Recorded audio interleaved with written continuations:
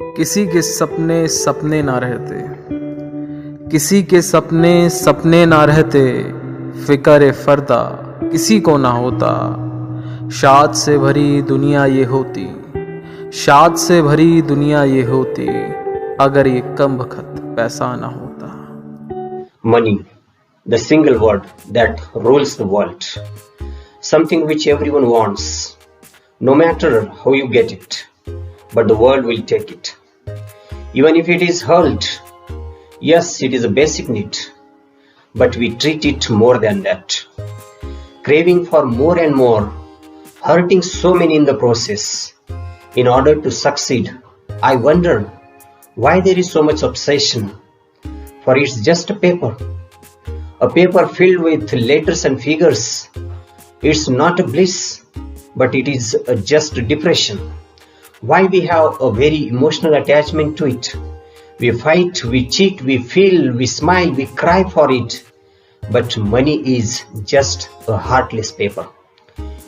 It won't do the same for you. It won't do the same for you. My dear students, many people think that the world goes round because of money. Money is the part and parcel of our life. They think that our life is possible only because of money. We get power, we get comfort, we get everything because of money. Money is everything for such people. But do you think that we can get happiness because of money only? Do you think that we can get true friends in our life because of money? Do you think that the rich people, the wealthy people are happy because they have a lot of wealth, because they have a lot of money in their life? We are going to get the answers of all these questions in the poem Money from the textbook of 12th standard. My dear students, let's study the poem Money by W.H. Davis and try to find out whether a rich person, whether a wealthy person is happy or can be happy because he has a lot of money in his life or not. But before going to study the poem, we will have a short introduction to the poet. The poem Money is written by the poet William Davis. William Henry Davis was born in 1871 and he died in 1940. He was a Welsh poet, he was a writer as well as a tramp also. The genre to which he preferred to write his literary works are lyrical poetry and autobiography. The subjects of his writings are nature, begging, and the life of a tramp. He is known as a Georgian poet, means the literary movement to which he belonged is known as the Georgian poetry, and he belonged to that literary movement. Then his notable works are the autobiography of a supertramp and Leisure. The poem contains 5 stanzas and each stanza is a quatrain. Quatrain, as I told you earlier, quatrain means a stanza of 4 lines. The rhyme scheme of the poem is ABCB and some of the important themes of the poems are as follows. Importance of money in human life. This is one of the themes of the poem. Then another theme of the poem is only money doesn't bring real happiness. If a person is rich, if a person is wealthy, or if he has a lot of money in his life, he will not be happy because of his wealth, because of his money only. Another theme of the poem, and it is one of the most important themes of the poem, and that is real happiness lies in living a simple and poor man's life. The poet who had been rich, he wants to live a life of poor man, because he tells us in the poem also, he tells us that when he became poor, at that time only he came to know what is the joy means, what is the real joy means, what is the real happiness means. He got the real happiness of life, he experienced the real happiness, the real joy of life when he became or when he lived the life of a poor man. Now let's try to have a detailed analysis of the poem, and here is the first stanza. When I had money, oh, I knew no joy till I went poor. For many a false man as a friend came knocking all day at my door. In the very first stanza, the poet expresses his strong feelings of regret. The poet expresses his strong feelings of remorse. The word woe and the exclamatory mark after that is very important. It is quite expressive, and the exclamation is used to express the strong feelings. And here, by the use of the exclamatory mark, by the use of exclamation after the word oh, the poet is expressing perhaps the regret, the remorse, the unhappiness. Why is he unhappy? Why is he expressing his unhappiness? Because he tells us that when he had money, when he was rich, when he was wealthy, he was not happy. And this is expressed by the use of the exclamation oh. I knew no joy till I went poor. The poet further says that till I went poor, till I became poor. When I became poor, the moment I became poor, at that time I got the meaning of happiness. At that time only, when I became poor, at that time only I started to enjoy my life. I started to live my life without any limitations, without any tensions, without any botherations. Then only I got the real meaning of life. But when I had money, when I was rich at that time, I was not happy. But when I became poor at that time only, I realized the real meaning of happy life. For many a false man as a friend came knocking all day at my door. In the very first line, the poet expresses his regret. He was unhappy. He tells us that he was not happy when he had money. Why he was expressing his regret? Because the reason is given in the third and fourth line. Because he was not happy, because for many a false man as a friend came knocking all day at my door. Because many friends came to my door, many friends came to meet me, many friends visited me, they accompanied me, but they were not true friends. They were not true friends. Their friendship was not selfless friendship. They were selfish friends. They were fake friends. They were false friends. And that's why I was not happy, even though I had a lot of money. We see in general life also, in practical life also, we see when we have money, when we are rich at that time, many people come and many people visit us, and they visit not for us, not for the love that they have for us, but because of our money. Actually, they do not love us, they love our money, they love our wealth, and because of our wealth, they come to us. In the same way, the poet also tells in the first stanza that I was unhappy, I was not happy, because though many friends came to me, they were not true friends, they were selfish friends, they were fake friends, and they came always knocking all the day my door. They always remained with me. But there was some selfish purpose behind that. Then felt I like a child that holds a trumpet that he must not blow, because a man is dead. I dared not speak to let this false word know. Imagine, a small child is there and he has been given a toy. What will he do? He will express his joy. He will become very happy. He will not be able to control himself, and he will go on playing for the whole day with that toy.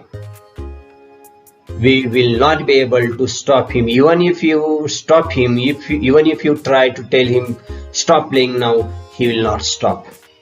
He will not be able to control himself. But if the situation, a grave situation, a serious situation is there, he has to control.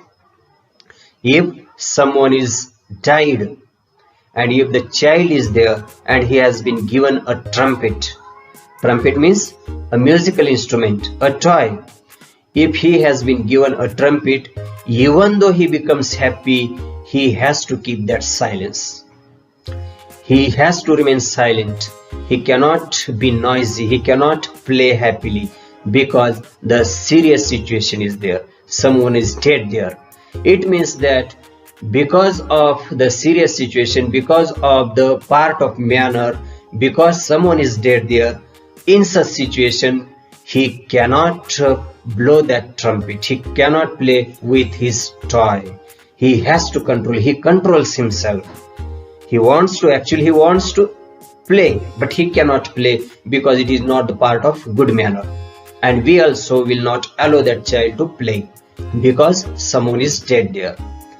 In the same way, the condition of the poet has become like a small child. The poet in this stanza compares himself to a small child who has a trumpet in his hand, but he cannot blow that. He cannot play with that trumpet. He controls himself. In the same way, the poet's condition has become like a small child. He wants to express.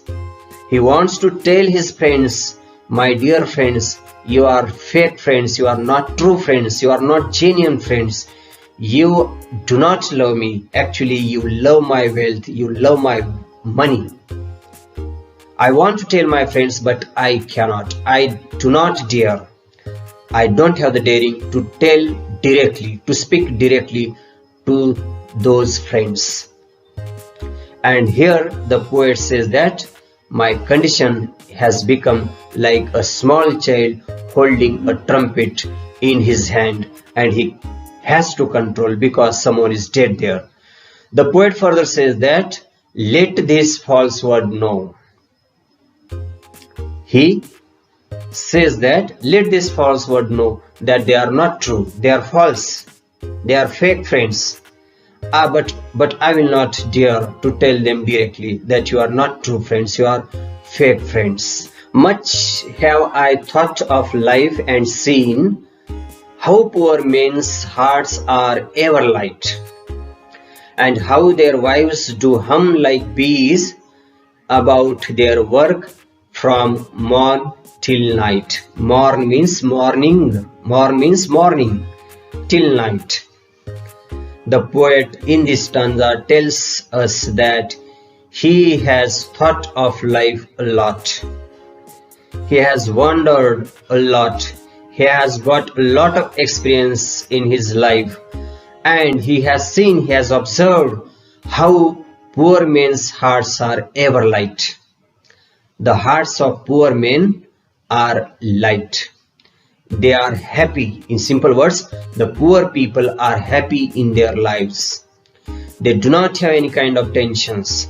They do not live their life in any depression. There are no cares, there are no worries. They live each and every moment of life very happily. They are happy-go-lucky persons. They enjoy each and every day of their life. They enjoy each and every moment of their life. And that's why the poet says, how poor men's hearts are ever light, ever happy. I have seen that. And how their wives do hum like bees. Hum like bees, making bees, the sound of bees is called as humming sound. Their wives means the poor men's wives hum like bees about their work from morning till night. Their wives also are not unhappy, though they are not rich, though they do not have all the comforts, all the material things that a rich person has, though they lack all these things in their home, even though they are happy. The wives of poor men also are happy, and they always sing while living with their poor husbands. They always turn around them. They do not express their frown. They do not express their contempt. They do not express their anger. They do not torture their husbands. They do not demand each and every time some new things from their husbands. They do not complain about their poverty. On the contrary, these wives live very happily with these poor men, and that's why there is happiness in their family. They work a lot. Their wives themselves work a lot. Their husbands also work a lot. But even though they are satisfied, they are contented in their life. So when I hear these poor ones laugh and see the rich ones coldly frown, frown means getting angry, poor men think I need not go up so much as rich men should come down. The poet tells us that when I see these poor ones, these poor men laugh. When do poor men laugh? When do we laugh? Very simple. When we are happy, when we are contented, when we are satisfied, when we enjoy our life, at that time only we laugh. When there are no tensions, when we do not take any kind of tension in our life, we face each and every moment and we are satisfied whatever we have with us at that time, we laugh. And the poet tells us that whenever I see such poor people laughing, and at the same time, whenever I see rich ones coldly frowning, getting angry, whenever I see the rich men having wrinkles on their forehead, whenever I see the rich men in some kind of tension, in depression, in cares and worries, at that time, the poet tells us that poor men need not go up. Why should poor men try to run after wealth? Why should poor men try to be rich? Because the rich, the poet tells us that the rich are always in some kind of tension. They cannot enjoy their life. They are not satisfied.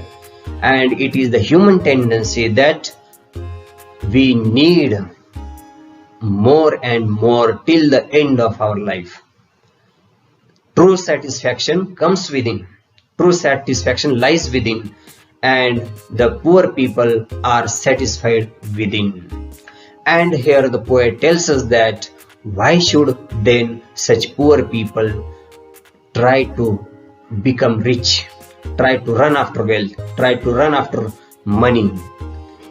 If they are living such happy life, they should not try to go up. They should not try to go up means they should not try to be rich people. So much as rich men should come down. The poet tells us that on the contrary, the poor men should not try to go up. The poor men should not try to be rich. On the contrary, the rich men should try to come down.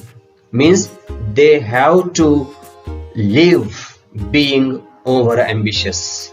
They should not become over ambitious. They should be satisfied like poor people in their life.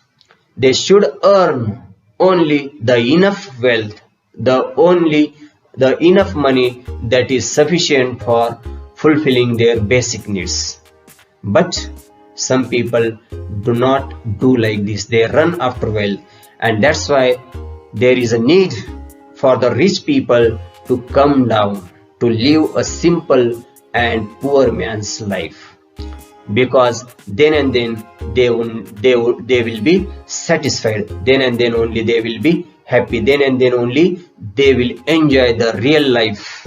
When I had money, oh, my many friends proved all untrue. Here once again the poet uses the exclamation, oh, and here also the poet expresses his regret, his unhappiness when he was rich, when he had money. Why was he unhappy? Why is he expressing his regret when he was rich? Because his friends proved all untrue. His friends were not true friends. His friends were not the real friends. They were fake friends. Their friendship was not genuine friendship.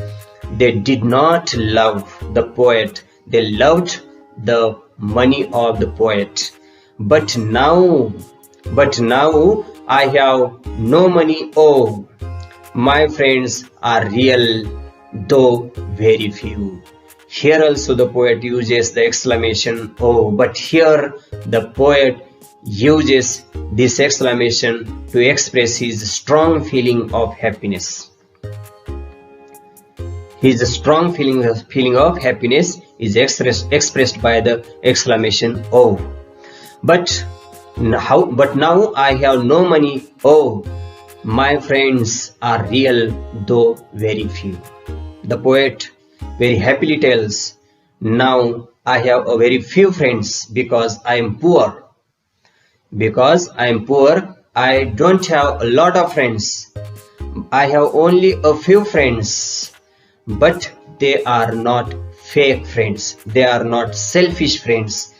They are true friends. Their friendship is genuine friendship.